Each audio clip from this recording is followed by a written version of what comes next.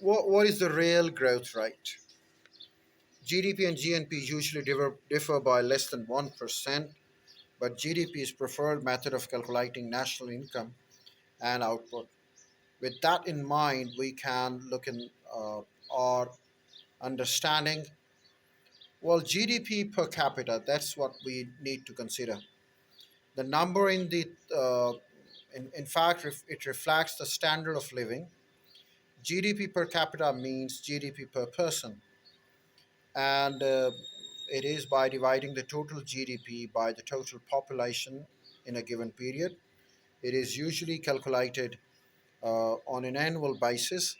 The United States produces goods and services equal in value for every person in the country, and it shows that GDP and GDP per capita in the United States between 1900 to 2002, GDP per capita is better measured than GDP itself, and we can have it for the economic well-being of the average person.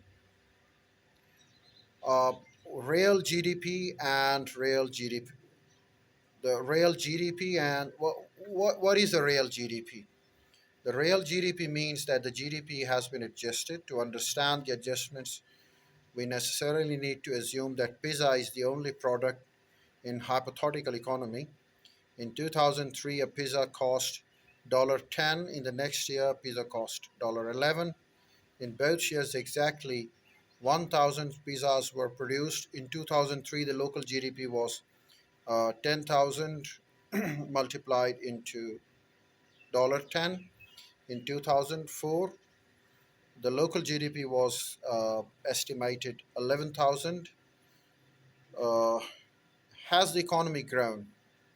No, because 1,000 pizzas were produced in both years. Aggregate output remained the same. The point is not to be misled into believing that economy is doing better than it is. If it is not adjusted, local GDP for 2002 is nominal GDP. GDP measures in current dollars with all components values at the current price.